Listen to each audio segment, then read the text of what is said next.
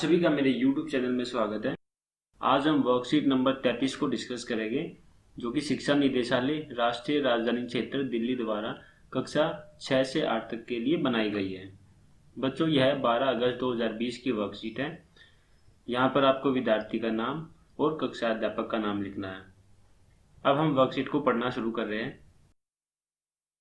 यहाँ पर दो बच्चों के बीच कन्वर्सेशन है।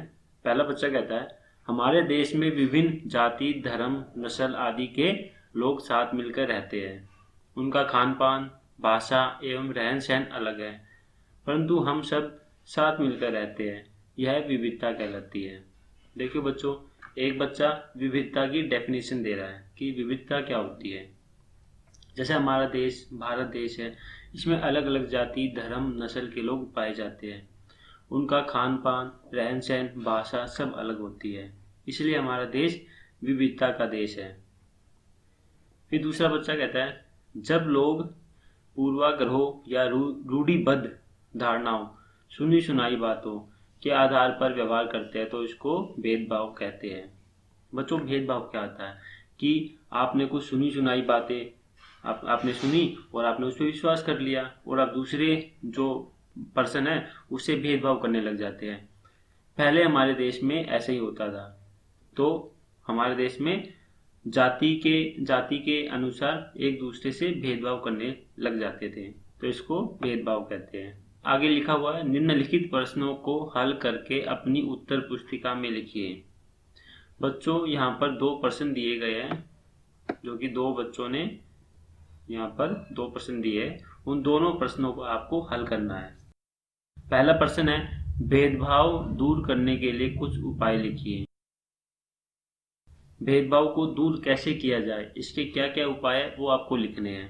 और जो दूसरा प्रश्न है वो है, विविधता हमारे जीवन को किस प्रकार समृद्ध करती है, अपने जीवन के किसी एक उदाहरण के माध्यम से स्पष्ट कीजिए। बच्चों, विविधता से हमारा जो जीवन है वो उन्नत कैसे होता है, समृद्ध होता है। अपने जीवन में कोई भी एक उदाहरण आपको देना है और लिखना है। अब बच्चों, अब हम इन दोनों के आंसर शीट से देखते हैं। बच्चों, पहला प्रश्न है, भेदभाव को रोकने के लिए कुछ उपाय लिखिए। जो हमारी सोसाइटी में जो भेदभाव किया जाता है उसको रोकना है तो क्या क्या उपाय होंगे। तो पहला उपाय है शिक्षा। अगर लोग शिक्षित होंगे तो कभी भेदभाव नहीं करेंगे। दूसरा है समानता। जब लोगों को समान माना जाता है तो भेदभाव स्वतः ही समाप्त हो जाता है। अगर हम सभी लोगों को एक समान मानेंगे तो वहां पर भेदभाव अपना आप ही खत्म हो जाएगा।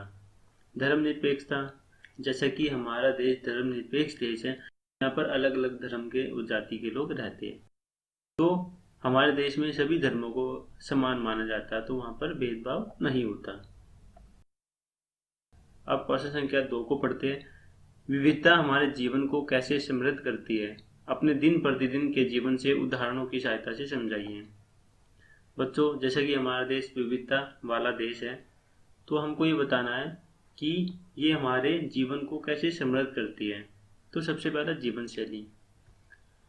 देखो, सबकी जीवन शैली और रहने का तरीका सबका अलग अलग है। जैसे हमारे देश में हम जैसे साउथ की तरफ जाते हैं तो वहाँ की जीवन शैली और हमारी नॉर्थ की जीवन शैली दोनों में काफ़ी अंतर है। उनका रहन सहन, हमारा रहन सहन, उनका खाना पीना, हमारा खाना पीना दोनों ही अलग है।